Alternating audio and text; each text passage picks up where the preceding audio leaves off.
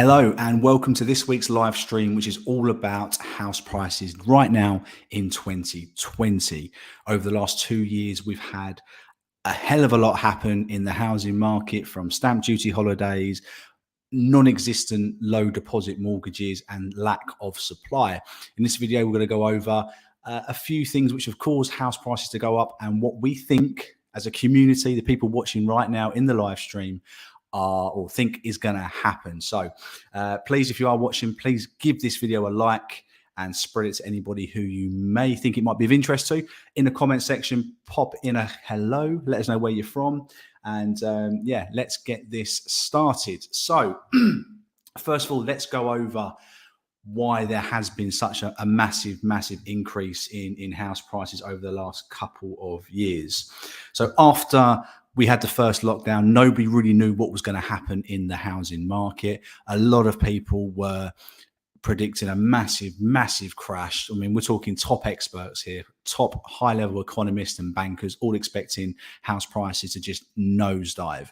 And we in the estate agency industry, especially my office, we had a few sellers who were really keen to sell before COVID started to sort of take grip of the country. And as the days and weeks went on, we noticed more and more cases coming across into Europe and then starting hitting our shores. And a lot of people started to panic, reducing their houses and starting to sell quickly for the buyers that were willing to buy.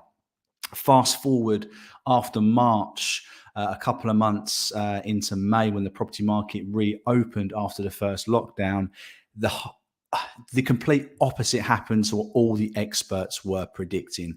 And that was that there were so many people looking to buy and there was not enough properties to satisfy that demand.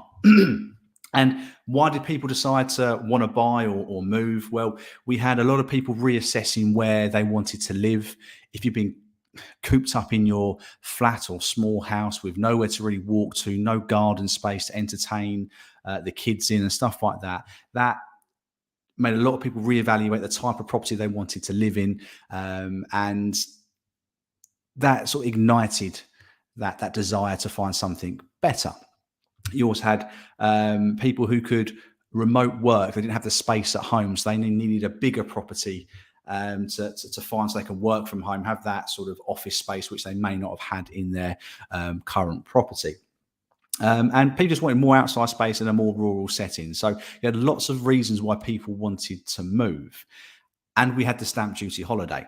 Now that, as we all know, in my opinion, if you've been on this channel before, the stamp duty holiday was a complete and utter balls up by the government. That pushed prices up so high that any money that people saved on stamp duty, they basically paid for it in increasing house prices. And I know a lot of you guys here have experienced that. So I've had a little speech now, and I will sort of say hello to a few people. So we've got some regulars. Maya, she's just reading a nighttime story to the kids before she joins us on the live stream, so hurry up. Neil, he was in before the stream even started, so respect. Cheryl, congratulations on 1,500 subs. Thank you very much. It's taken 2.5 years. I started this in January 2020, this channel, so I'm really pleased we've got to 15,000 subscribers. Ebony, hello, welcome back. You was here from last week, so really appreciate you coming back. Thank you. Shah, hi from Luton. Hello, not too far away from me in Essex. House prices are pretty dear in Luton. James, hello, James. Yes, need to speak to you, James. I want to see how you got on with your offer from last week. So don't give anything away yet. Once we've gone through the house prices, things, the boring stuff I want to do, we'll get to your story if you're happy to share, that is. Paul RS, another one from last week. Hi from Plymouth, lovely part of the country, Plymouth. Thanks for joining us again, my friend. Bowen, pronouncing that wrong. London Town, love it. And Sophie, hi there from Essex. Yes, welcome. So guys, thank you so much for joining us. Please give the live stream a big thumbs up. That was the chair squeaking, not anything else, if you did hear that. So house prices, we had the stamp duty holiday making just a lot of people rush to put their house on the market to buy a bigger property to save money on stamp duty. And as we just said a second ago, that that really just pushed prices up, and it was a false economy. People weren't saving money at all. So, but what that did, why that's important right now is because so many people rushed to sell their house when the stamp duty holiday was going on, that those people who may have been moving this year or last year have already moved. So that has really shrunk down the amount of properties that you are able to buy right now. And in any market, as I'm sure you get bored of me saying this, if there isn't much supply, then prices go up. If there's less of something, the more it's going to cost. And that is what I think has happened, in my personal opinion. A lot of people who were going to move have already moved. And what's happened on the demand front is there's more people who want to move and are able to move now more than ever.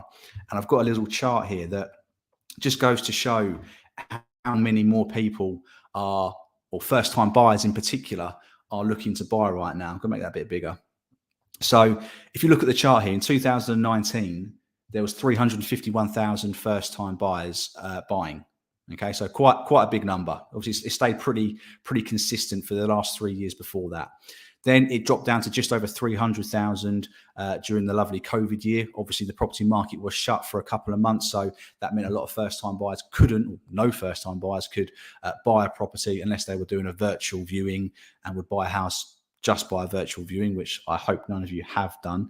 But last year, first-time buyers came back with a vengeance. Over 400,000 first-time buyers bought in 2021. So that's 100,000 more of you buying a property last year than what there was in the COVID year.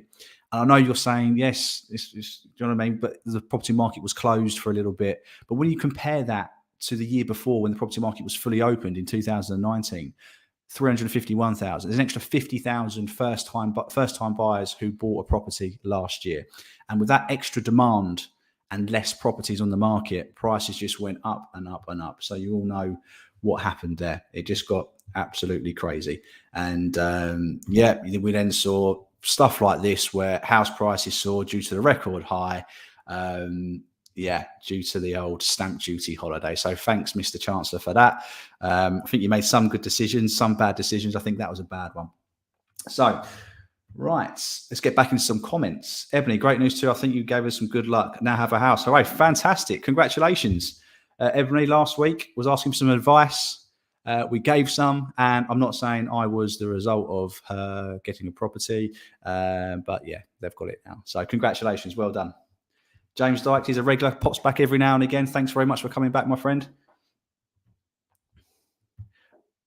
And J-Dub, kudos for you doing your thing. Yes. This is what I prefer doing, the live streams. I think having the interaction between people actually commenting there and then, I think it's a lot better. And it's a community I want to try and build and get bigger. And each week, these live streams are getting busier and busier. So really do appreciate you guys coming back time and time again. So James Dykes, what would you say about the money you can be making as an estate agent progressing through the ranks?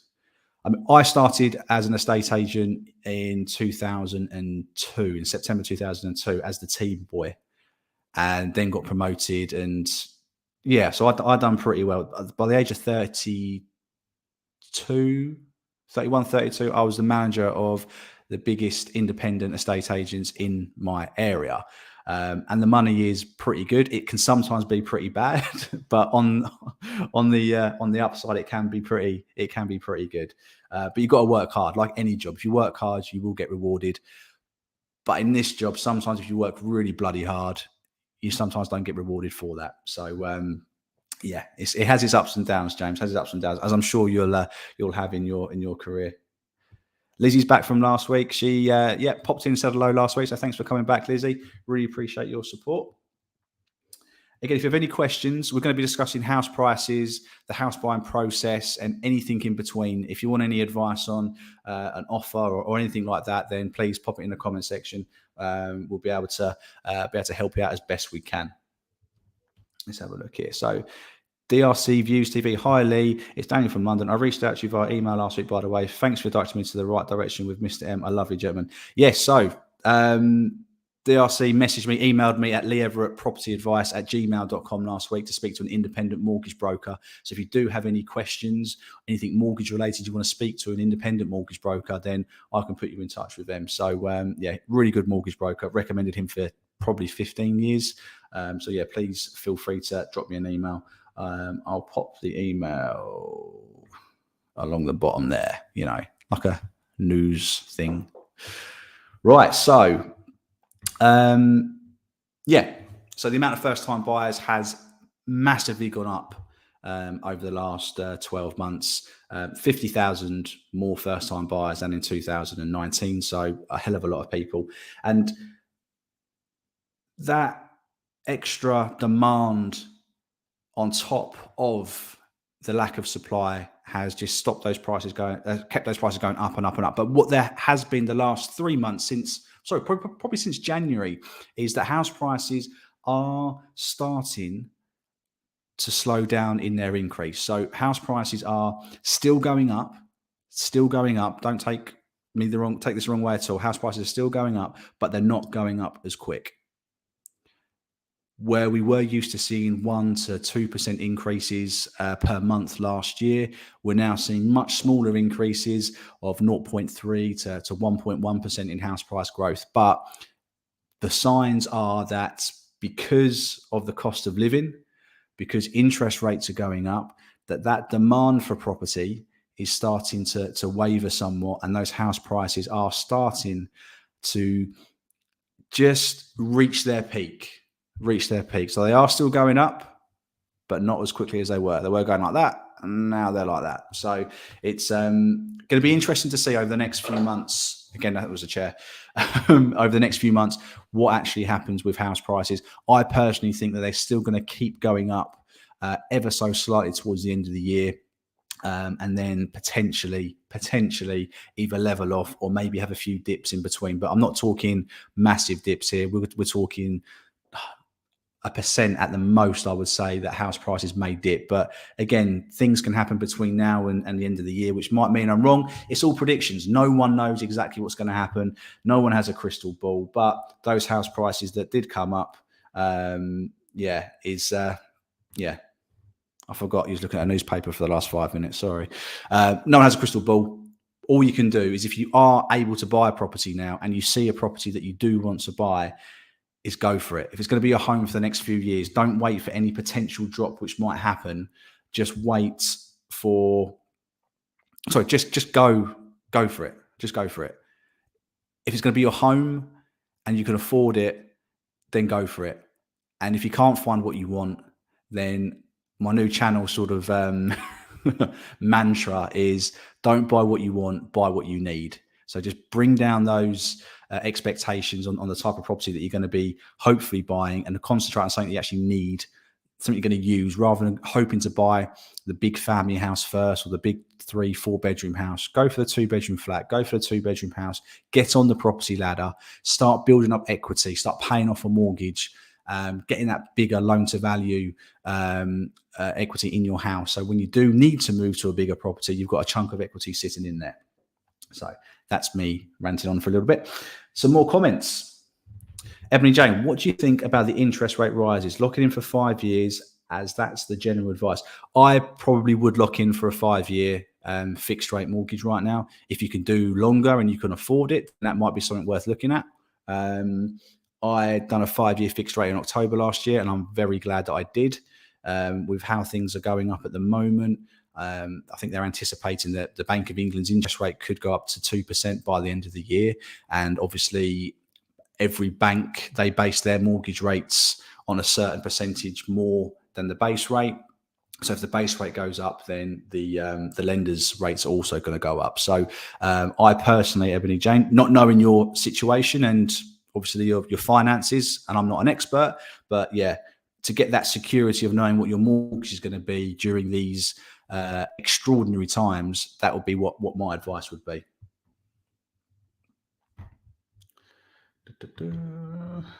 J-Dub. What's the percentage of houses going over the guide price compared to 2021? I don't actually know, J-Dub. That's a really interesting question. I'd imagine it's a lot. I think last week I found a stat that half the properties last year went at or over asking price. So I don't know how that compares to the previous years. I'd imagine it's a hell of a lot more.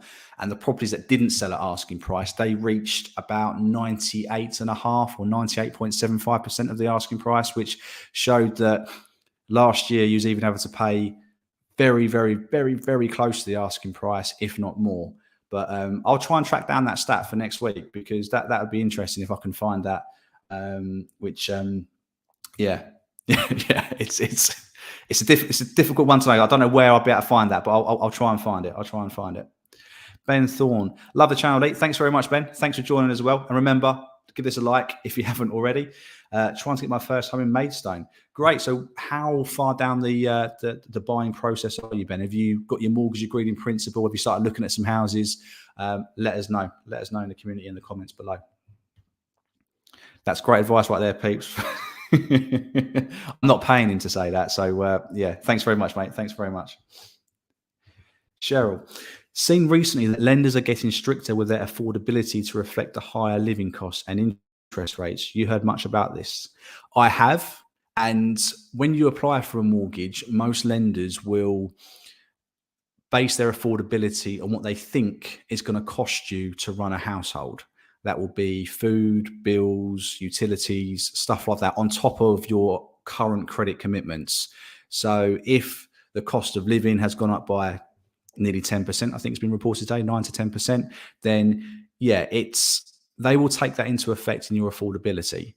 And their interest rates are also going up. So what you might find in the very near future, if not right away, is that lenders are going to be offering you less and charging you more to borrow less money, which seems really, really weird, really sort of wrong. But yeah, if it's going to cost you more to run a house, that will come into their calculations, and they will take that off of your borrowing power if they know that running the average house is going to cost, what do they say? Well, before the April price cap for the energy was around £1,300 a year, and now it's like £2,000 a year, and in October it's going to go up again. So they're going to take that extra £100, £150 off your affordability each month in terms of just running a household. So really great question, and yes, the cost of living will affect how much you can borrow. And obviously the interest rates going up as well will also affect how much you're paying back and how much it's going to cost you to pay back that massive amount of money you're going to be borrowing. So thanks for the question, Shell. Great question. Sophie Barrett, welcome back, Sophie. Good to see you again. Don't know about anybody else, but definitely agree with you, Lee. More properties are coming onto the market now, and prices are starting to hold. Have even seen property prices dropping too. 100%. 100%. I think what a lot of estate agents are doing, maybe it's the sellers as well, I don't know, but is they still think it's last year in terms of house prices and how quickly stuff is selling. In some areas and some type of property, they are selling very, very quickly, sometimes before even coming to market. But the general feeling at the moment is that most properties that are coming onto the market are taking just a little bit longer to sell, because there is more competition out there. Normally, I have about 130 houses for sale before COVID. I got as low as 24 houses for sale, I think it was. I'm now up to 40. So it just goes to show that there is a little bit more properties coming onto the market, which may dilute house prices somewhat. And where people were trying higher prices when they first come to market, they may now be looking to reduce after 2-3 weeks to try and attract you, the buyer. And that's my advice to any house I take on the market at the moment with a seller. If you're not getting an offer in the first 2 to 3 weeks in this market, then you are too much money. There's no other way about it. If you're on for 2-3 weeks, maybe 4, depending on the type of property, and you haven't had a reasonable offer close to your asking price, then you're on for too much money, and that's a sign that somebody should be reducing their house. And I'm hoping a lot of you first-time buyers might be seeing more and more reductions coming on Rightmove every day, because you should be checking Rightmove, added in the last 24 hours, 3, 4, 5 times a day, so you're the first person to know about that reduction. But yeah, totally agree with you, Sophie. Whereabouts in the country are you again? I forgot. I've got a rubbish memory. JW, any news first-time buyer schemes coming out soon? No, but the Help to Buy scheme, I think, is ending next year. So if you're looking to buy a new build property with the government's Help to Buy scheme, then that is due to end, I think, in 2023. The 95% guaranteed loans that the government were doing, I think, is due to end in December this year. But they have said if there's enough demand for it, they will renew it. But I think there's enough lenders out there doing it off their own back without the government guaranteeing the loan. So you've also got the first home scheme, which I did make a video about. If you YouTube my name and do first home scheme, there's videos where developers have to offer a certain amount of homes on new build developments at least 30% below market value to local first-time buyers and key workers. So if you want the potential to be able to pick up a new build house for 30% below market value, you really want to be looking into the first home schemes, which launched earlier this year. There's not many sites doing it at the moment, but over the next year, 18 months, there will be more and more developments doing that. So if you're a first-time buyer and a key worker in one of those areas, you're going to be looking at a 30 to 50% reduction buying that property, which will be a massive help. Only downside is when you come to sell, you have to sell it at a 30 to 50% discount to another first-time buyer or key worker. Ebony Jane. Great to hear you did the same. Thanks again for your point of view. Yeah, I mean, everyone's circumstance will be different. Some people who may be looking to move within a couple of years won't want to do a 5-year fixed unless they want to pay a massive redemption penalty. But generally, if you know you're going to be staying in the house you're buying, then you want to be tying in for as long as you can, as long as the payments are affordable for you. But yeah, definitely, I definitely done the 5 years. I looked at the 2-year; it was a little bit cheaper, and I'm a tight ass, but I wanted that sort of security for the family, for me and the family, for the next 5 years, that our mortgage payments is going to stay the same, whilst also building up equity over the next 5 years. So that's why I did it. But you may be different. You may be different. Neil Patel, we bought at a 20% Help to Buy flat in Greenwich. Would there be a problem going for a new mortgage deals after the 5 years interest-free period if our equity drops in a market crash? That's... Any market crash, I think, is going to be, I don't think that you're going to be in too much trouble. How long ago did you buy, Neil? How long did you buy? Because over 5 years, you would have expected to start building up some equity. So the amount you actually have sitting in that property will no longer be 5% that you put in. That might be 6, 7, 8, 9% now. Obviously, the amount you have to pay back to the Help to Buy obviously goes back. If you're paying back the equity loan after the 5 years, that's a credit commitment that's going to go against your affordability. But I would really speak to a mortgage broker. Again, look, there's one down there. If you want me to put you in contact with him, ping me an email and I'll put you in contact with a mortgage broker who may be able to help that a bit more. But I don't think you're going to be hitting negative equity. I mean, for you to be in negative equity, it's got to go down 5%. And I can't see house prices going down. Sorry, 5% from the price you paid for it. And your price has probably gone up in the last 5 years. So it's going to have to drop a hell of a lot for you to be negative equity. So that wouldn't be my main concern. My main concern would be trying to get another mortgage. Now you've got to pay the interest back on the loan that you borrowed when you first bought the property. Ebony, I've just got a property that needs renovating for £15,000 under the asking price. So it can be found. So there you go. There is hope for everyone out there. There are properties where you can try a cheeky offer. If a property has been on the market for 2, 3, 4 weeks and it hasn't sold, those are ripe pickings for chucking in a cheeky bid. All they can do is say no. And if they say no, you can even increase or go on to another property. But yeah, perfect example in the market might be starting to be turning a little bit, not massively, a little bit. I want to sort of make sure you're not waiting for a crash that Lee Everett is predicting, because I don't think it's going to happen. But I think that you're going to see more stories like this where people are getting more and more money off the asking price because those owners tried too much to begin with. But well done, Neil. Ebony, sorry. Completion is in October, so pass credit check, just waiting for it to go through. Okay, so yeah, don't worry about it. Don't worry about it. You've got 5 years to build up equity in that property. You can staircase as well. You can pay off up to 10% at a time of the property value of the equity loan.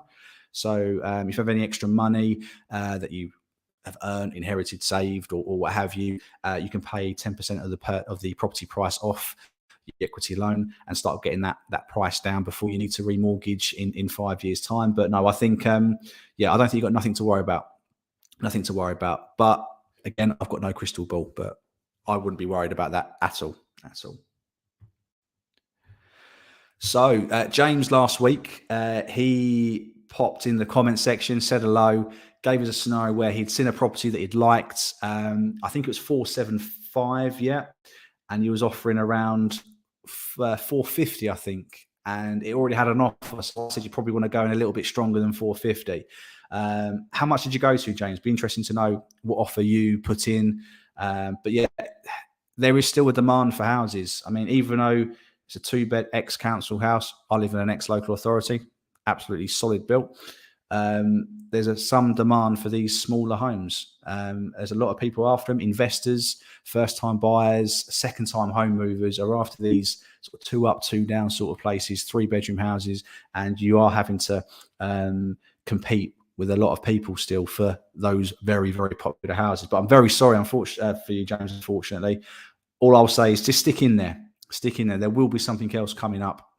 It's just a case of when rather than if. So, but thanks for sharing your story. And I'm sure a few people in here who are watching have had sort of a similar situation where they've offered on a property what they feel is a good offer and they've been beaten, pipped to the post, unfortunately. So, Ben, so he's looking for a property in Maidstone. Mortgage principal done. Excellent. House hunting since January, but no luck at my price range. Everything sells within a week. Do you live in Maidstone? If you do, then you've got to make yourself as flexible as possible in viewing houses. Book time off work. Go in your lunch break. Be one of the first to view, because if they are going like that within a week, you need to be the first person through the door and making a strong offer. Double check your mortgage agreement in principle is still valid. If you've done it in January, sometimes they only last for 30 days. So you may want to do another one and speak to a broker to make sure that lender is the best lender for you as well, Ben. But good luck with your purchase. Pop in and see us Wednesday next week as well. Let us know how you're going on, as James has done with his offer. And here's another comment from him. Since then, we found another one. Excellent. We've been bidding and currently the highest bidder at 385,000. Interesting, it was listed for 425, reduced to 400. Agent said people have stopped putting in. Wow, there you go. Perfect example. A property that hasn't been, it's been on the market, hasn't sold. The reductions have started to come in, and look, 385 on 400, I think is a decent offer. Hopefully you get it, James. I've got my fingers crossed for you. Make sure you've got your mortgage agreement in principle, solicitors, proof of deposit to send on to the estate agent. If you haven't already, get that into them. That will just show you're a keen and knowledgeable buyer. So get that information into that estate agent. That'll just show that you know what you're doing, you know what you're talking about, and they'll have all the information they need from you to accept your offer if you get the good news. And I really do. And I'm sure everybody watching the stream is wishing you luck there, James, and your partner by the look of it. So yeah, good luck. Good luck. Keep the faith and keep looking. It will happen. And keep an eye on the interest rates, as they are changing every day in some instances. They are.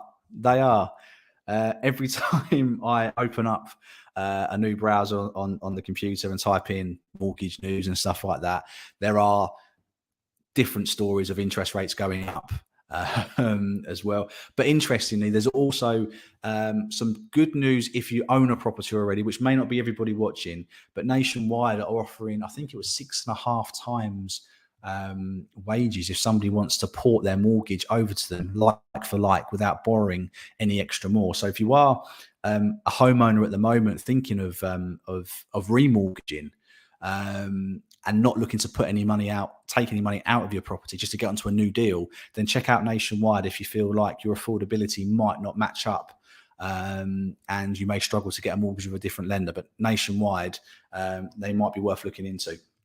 But again, email me. I can put you in touch with a broker. So stupid offers and it's slowing down. Yeah, exactly that. exactly that. There's a lot of a lot of stupid offers going around. Sophie, Havering. Oh, that was it. Yes, still very expensive here, but at least I'm able to actually get into viewings now. Viewing 2 properties this weekend that we really like. Fingers crossed. Oh, I'm really pleased you've actually got a couple. You can go and look, Sophie. Um, yeah, I say there are more coming onto the market, and the fact that you're able to get in and view it's the first hurdle. It's the first hurdle people have got to get over in order to sort of put offers in. So really pleased for that. Really pleased for you on that one. Do you know if there's many viewings on that one, Sophie, or those 2? Is it an open house? I know a lot of agents are doing open houses at the moment. I personally don't bother with them. I'd rather get people in when they can view rather than sort of building up that competition. But yeah, good luck over the weekend. Pop back and see us on Wednesday, Sophie. Go take a drink. So, Lee, we offered the guide price for a house that's been accepted. I feel the estate agent took advantage of our naivety and we paid over the odds. After sending the memorandum of sale, he's ignoring my request. So, what's your request? Guide prices. I don't like guide prices. I don't feel they help. And I'm not supposed to help the buyer, but it doesn't give really any indication of the owner's expectations. If it's a price range between 300 and 350, in my eyes, that owner should take £301,000. But we all know that generally doesn't happen. If it's just a fixed price and says guide price, I'll be very surprised if you may have paid over the odds. Would need to know a little bit more information on that one. Like how long was it on the market for? How much interest was there? Let me know, and I'll be able to help out a bit more on that. Oh, for a second viewing of the property, what should we do? Can we renegotiate offer after valuation? Yeah, definitely. If you've agreed a price, nothing is set in stone until you exchange contracts. So you're at the start of a long journey between sort of 6, 12, 14 weeks of house buying, and you can withdraw your offer, change your offer at any point up until the exchange of contracts. If you feel you've paid over the odds for the property, and your mortgage valuation thinks the same, then you have a valid case with evidence to back up why you're reducing your offer. If you feel that you may have got carried away in the offering stage and the estate agent maybe took advantage of your eagerness, naivety, and excitement, you could reduce your offer, but it's probably best to come up with a really good reason why you're doing that. I wouldn't say that to the estate agent that you felt pressured into making that offer, because that's not going to go down too well with them, and they may not try and help you secure this deal. Try and work with the estate agent. We do work for the seller, but if somebody, like in any profession, if somebody's accusing you of something and not being particularly nice and all that sort of stuff, are you going to want to help them? The chances is probably not. You'll do the bare minimum to cover your own backside. But if you do feel like you was taken advantage of, and you feel like you're paying too much, then have a chat with the estate agent and say you're having second thoughts. You may be looking to reduce your offer, but if you're almost at valuation stage and the mortgage valuation isn't costing you anything, it might be worth waiting for that to see what the surveyor thinks in terms of price. If they think the property is overvalued, they will tell you. Or tell the lender will tell you, then you can try and renegotiate with the evidence that a mortgage valuation thinks the property is too much money, and then you can renegotiate. So again, let us know next week. Really, really keen to see how you guys get on with all these sort of situations you find yourself in. Ray J, welcome to the channel, my friend. Thanks for popping in. Don't think I recognise you from last week or any previous stream, so thanks very much for popping in. Low supply is real. There is no houses within half a mile radius of my house. Yeah, I mean, it's going to change from area to area. I know there's some villages near my town where, there's literally no houses at all for sale. If you are that specific that you're only looking within half a mile of your postcode, then it might be the time, if you need to move, to maybe expand your search criteria and buy the property you need, not the property you want. third time I've said that in this stream. Sorry if that's going to get a bit repetitive, but yeah, if the property you want isn't about, you're going to have to change something. You're going to have to compromise on something. And our generation aren't used to compromising. We're used to getting what we want and then moaning about it. But yeah, my advice, this has been for the last 3 or 4 months, is if you can't find a property that you want to buy, then buy the property you need to buy. It's as simple as that. If you've got to expand your search criteria to 1 mile, 3 miles, is that too much of a ball ache in the grand scheme of things? If it means having a roof over your head and paying a mortgage, building up that equity and getting your foot on the ladder, in my opinion, that's a compromise I'd be willing to make, but everyone is different. Give me food. I like that name. I do like food. We've just got an offer accepted at asking price for 550 grand. Bloody hell, where are you guys buying? It's so bloody expensive. But when back in September 2020, 1.5 years ago, it was listed at 495. Are we overpaying? No, I wouldn't have thought so. If that property was worth £495,000 year and a half ago, house prices have gone up approximately, depending on the reports that you're looking at, have gone up roughly 9 to 10%. So if you're paying 550, you're paying an extra £55,000. So you're looking around just over 10% price increase. So generally, no, on the face of it, give me food. And again, love your channel name, love your name. I wouldn't say, with the limited information I know, that you're overpaying for that property. If that property was priced right 1.5 years ago, then 550 wouldn't be an unreasonable price. Yeah, there's my 2 pence on that one. DRC Views TV. Lee, what advice would you give me if I was looking for a solicitor? Is it best to get a local one to where I live in London, or one that's in the area I'm buying at? I would say I always like to use a solicitor local to the property you're buying. They tend to know what to look for, what questions to ask, what type of searches need to be done for certain properties, certain areas. I recommend 2 local solicitors in my town. They do give us a drink for doing it, but I'd recommend them even if they didn't, because they're easy to get hold of. They know the area, they know the properties, they know what questions to ask, and they're very responsive to coming back to me. I think that's probably the key thing you want to look at. Maybe one that's close to the property that you're going to buy. If you're buying in the same town, then it doesn't really matter. Look at Google reviews, see what people say about the company. You want to be looking for quickness, how quick they respond to you, how much communication there is. And I know a lot of first-time buyers, the communication from a solicitor is so frustrating because it's so few and far between. You may get with the online conveyances, you may get an email every week or twice a week giving you an update, but sometimes knowing the searches have been applied for on the 15th of May, if you don't know what searches are or how long they're going to take to come back, then those sorts of things aren't really helpful. So I would go for a solicitor that has proven reviews, track record of coming back to people, and communication with their client. You're paying them a lot of money at the end of the day. You want to make sure they're there for you. You could always email a couple of solicitors, see how quickly they come back to you. If they're not quick at coming back to new customers, then chances are they're not going to come back to a paying customer. So yeah, that might be worth doing. DRC. So Sophie feels for you, James. We put in the asking price for a 2-bedroom property at 430 back in November, and it went for £30,000 over from a cash buyer. And cash buyers don't tend to like paying asking price or over asking price. So that must have been one hell of a property, Sophie. Must have been one hell of a property. But I say you've got a couple to view now. But it's interesting. Have you noticed how much more prices have gone up since November? Have you noticed it's been like a lot more in your area? Are we talking 10 grand, 20 grand, 30 grand more than what it was back in November? That'd be good to know. That'd be good to know. You're more than welcome, Ben. More than welcome. Good luck. Come back next week. Don't go yet though. Come back next week and let us know how you're getting on. How you're getting on. Hi, Lee. Hi there, Tochukuu.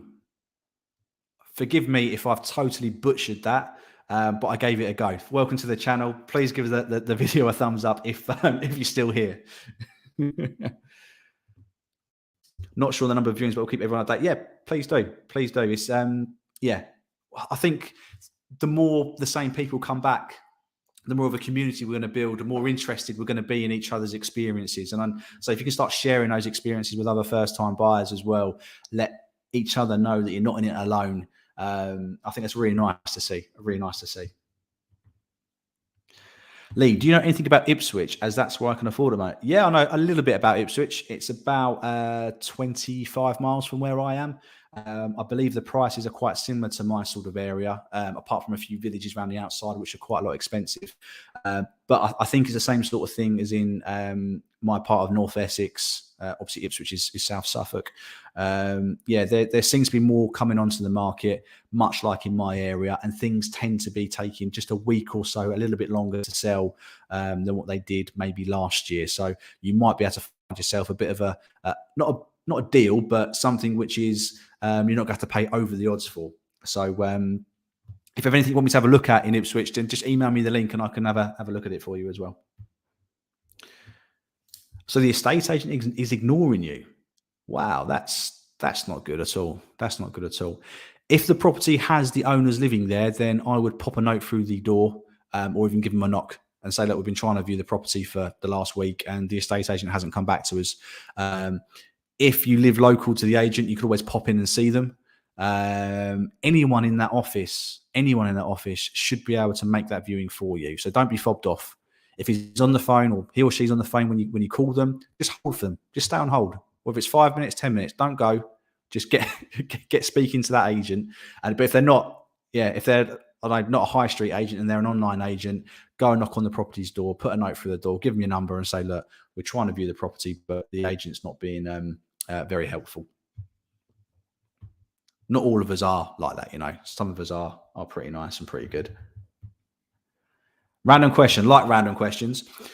But do you know where to look for a local surveyor? Would you just Google? I didn't get one on my current house. Yeah, I would generally Google local surveyors. You could ask the estate agent if they have anyone they recommend. Anyone who lives in the area, who's bought a house recently, you can get their opinion on surveyors. But generally, an estate agent will have 2 or 3 surveyors they would recommend on their books.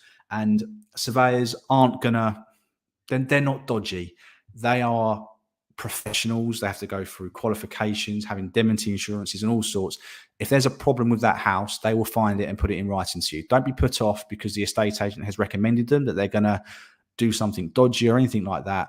A RICS chartered surveyor will point out any issues at all. So my first thing would be Google. If you can't find anything on Google, speak to the estate agent you're buying through, and then get a few quotes, speak to a couple and see how you get the feel for them and their prices as well. Because they can be quite dear, some of them, depending on the type of property as well. Not a random question. It's a great question, by the way. It's a great question. We've got 36 people viewing, so if you haven't liked the stream, please give us a thumbs up. This is the most people we've had watching the stream. The most people we've had watching in the last 4 weeks I've been doing this. So thank you so much, so much. Next one.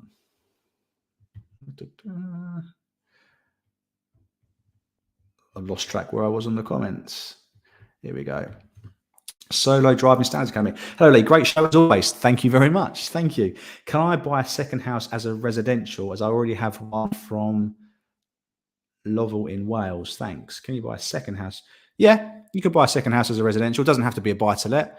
Obviously, if you're buying a buy-to-let property, you've got the additional stamp duty, which I'm not sure if Wales has the same stamp duty as us. I know Scotland has a different type of tax. So you have to do your research on Welsh and the second home tax, if any. But yeah, providing you can prove you earn enough to pay your current mortgage and pay the mortgage on your second home, I can't see that being a problem.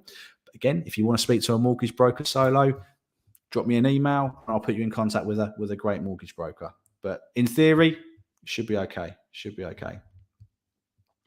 James, if my offer gets accepted, we'll find out tomorrow. Good luck. I may need to buy life insurance. I'm 24 years old, self-employed plasterer, so maybe income protection insurance or mortgage repayment insurance. I'm not allowed to advise on anything like that.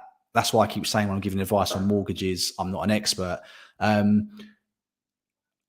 You could, I mean, the life insurance you need life insurance. If you're getting a mortgage, you're going to want life insurance. You don't want to leave any one of your friends or family up the lurch, or in the lurch if you die and your mortgage is still to be paid.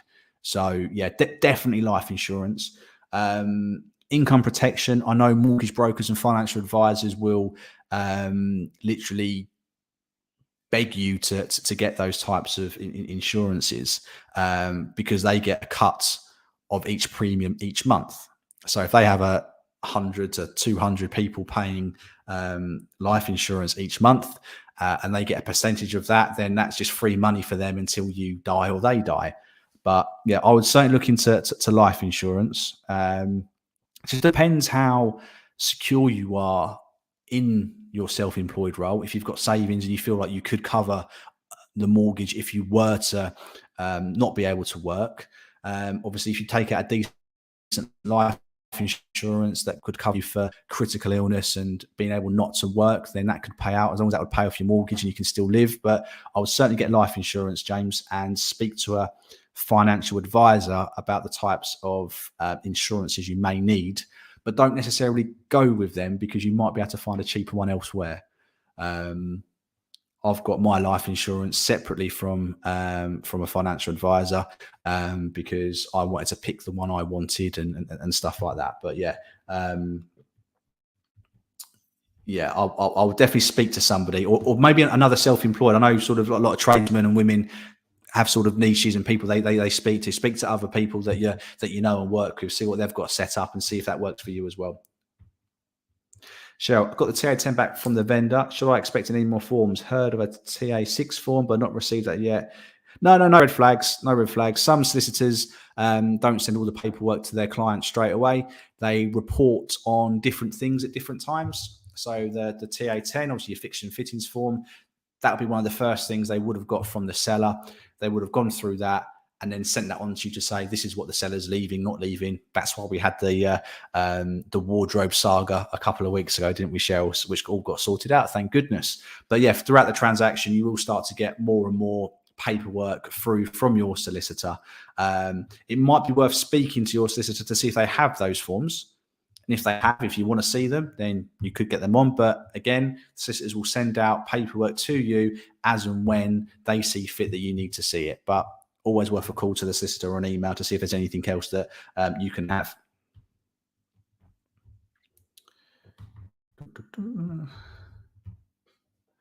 Well done, mate. Thanks, top man.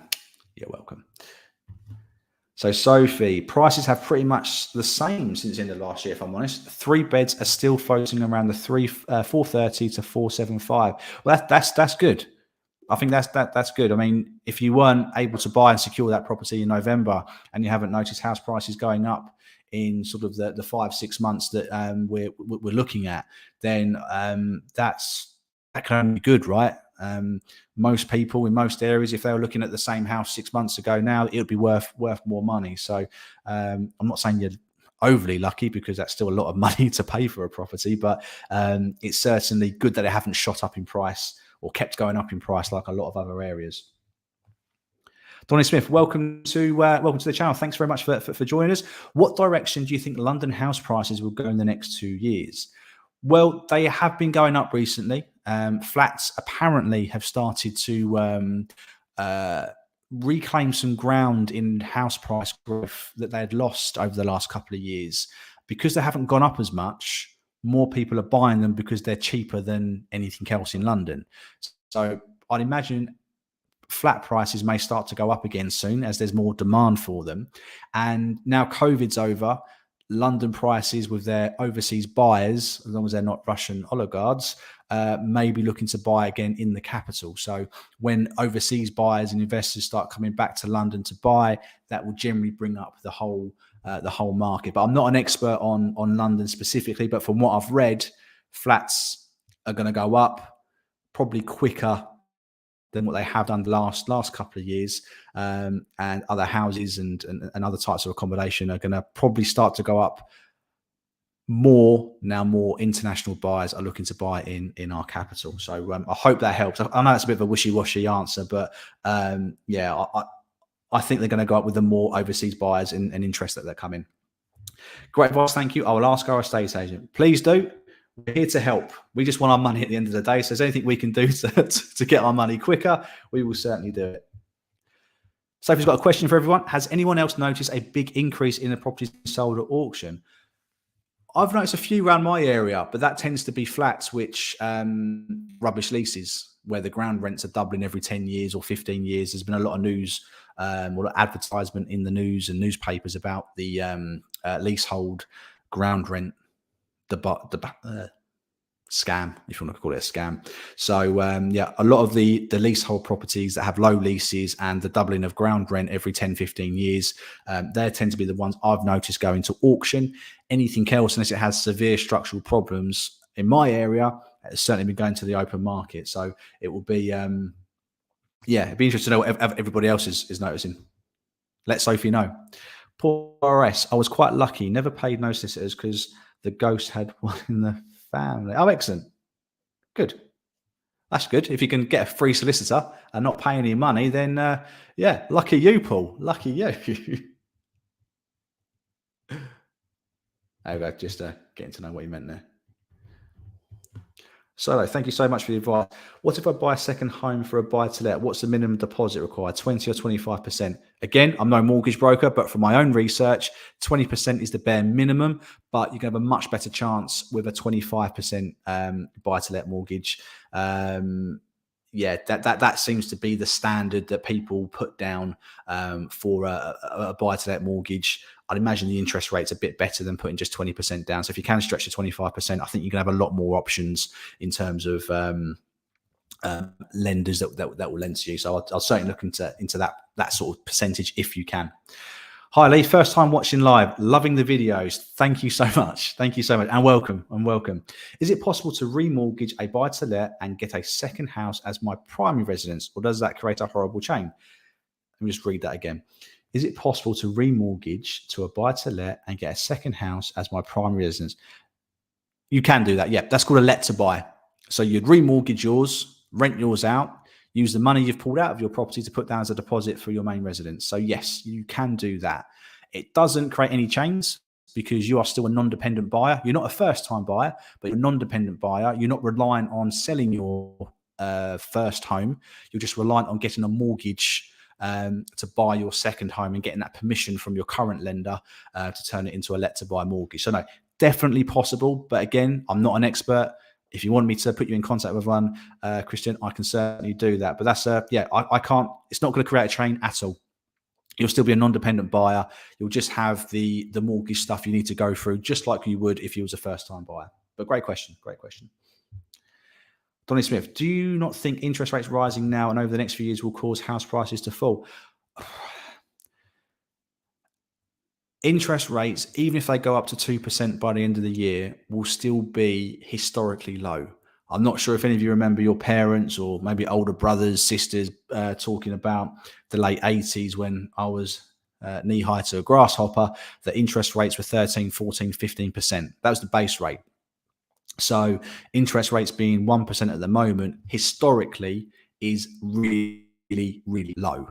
So we've been blessed over the last, I won't say blessed, it's been a pandemic for God's sake, but in terms of interest rates, we've been blessed that they've been so low for so long.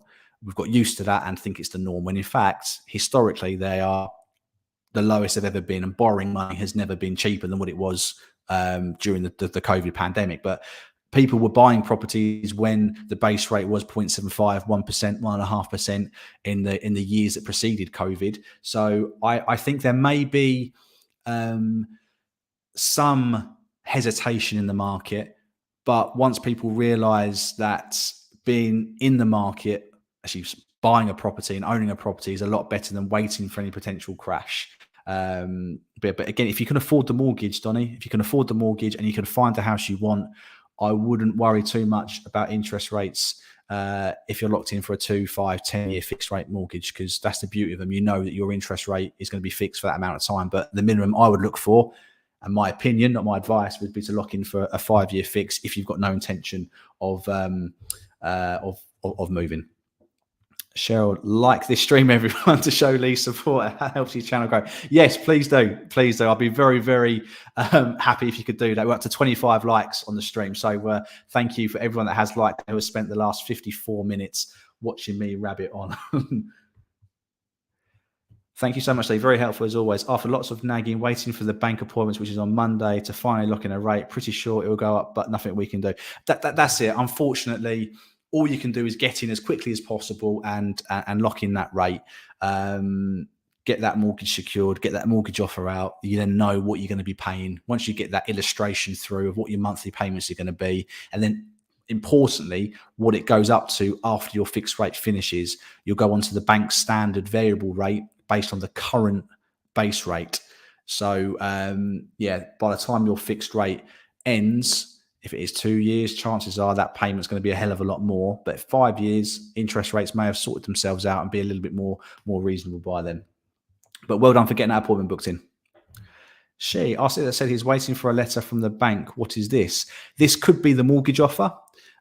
This could be a list of questions that your lender wants your solicitor to ask the seller's solicitor, because not only does your solicitor work for you, they also do work for your mortgage company, your mortgage lender.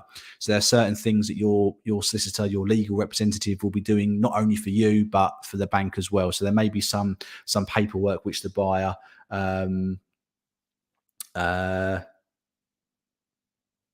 sorry, yeah. So yeah, definitely. Sorry, a bit of a mind blank there. Sorry. Yeah. So it might be from the lender asking some questions. So yeah, just give it a week or so. Things don't move quickly, unfortunately, in the property market. Sorry, you missed my message before, don't you? Oh, terribly sorry. Let me scroll back here.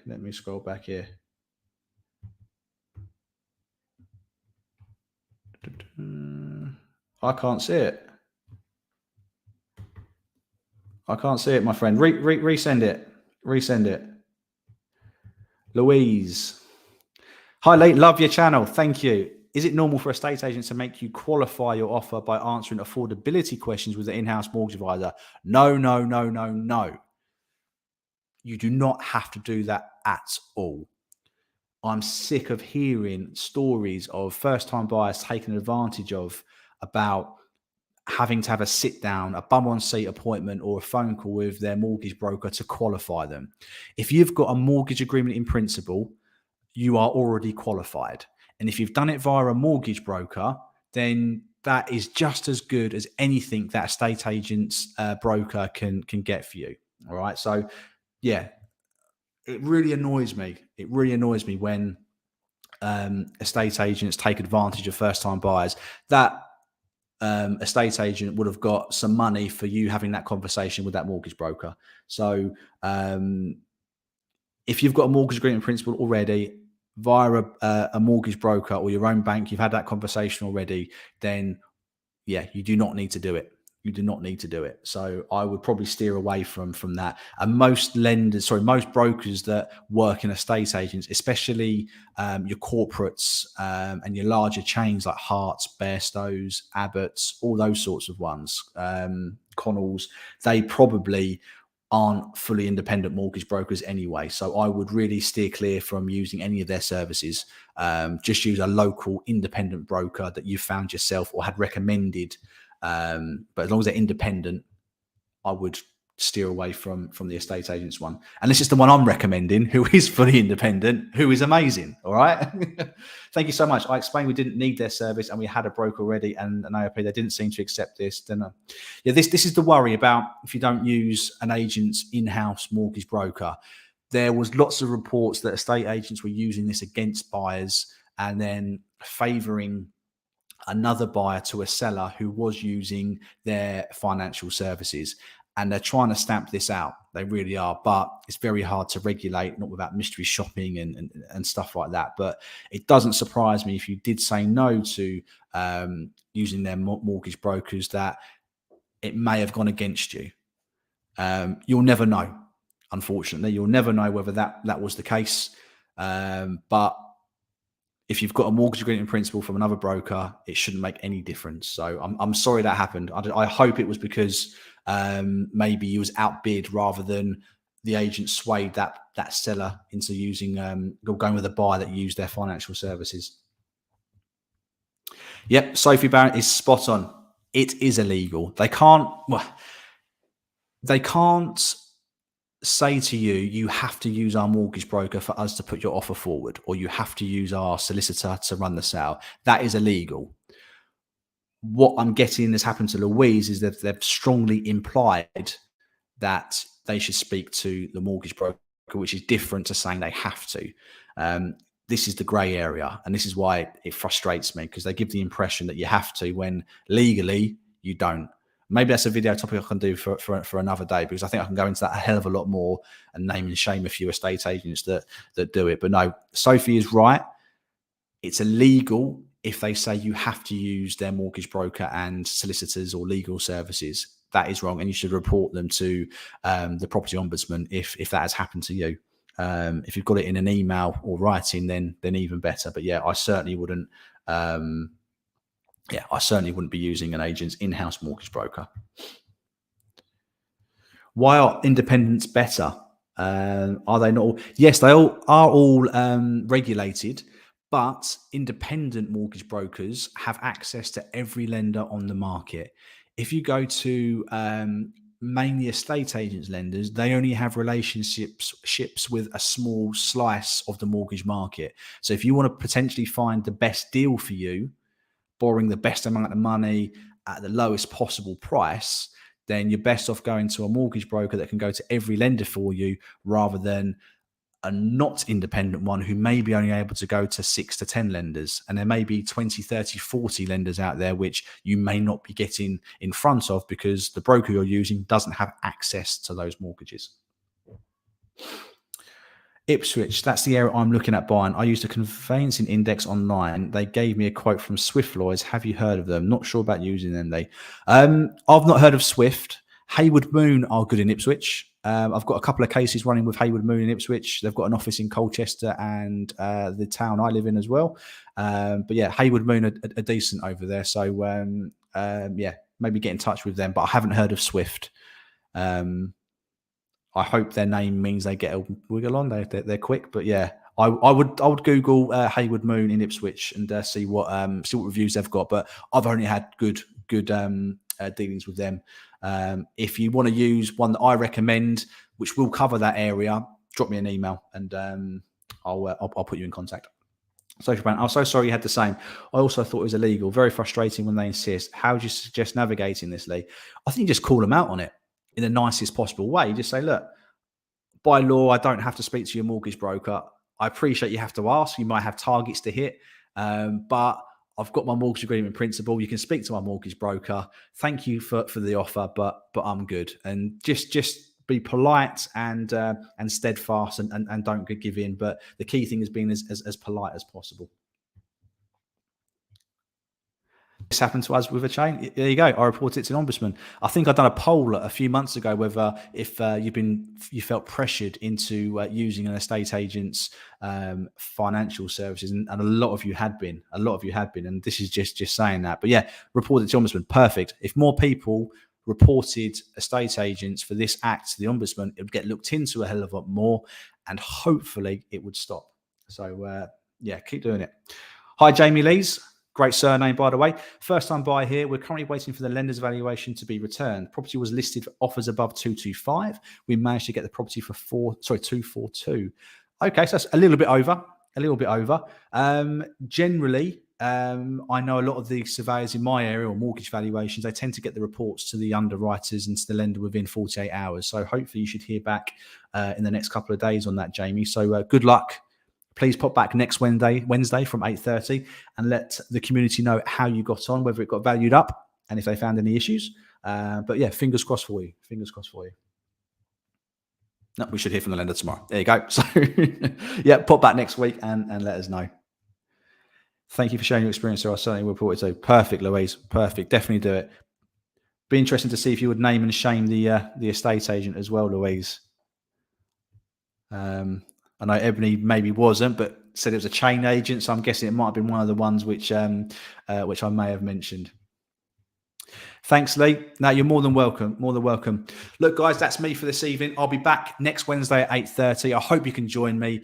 Please share this, like the video, and I'll see you again next Wednesday. Thank you all so much for watching. Really appreciate it. And I'll see you next time. Take care, guys.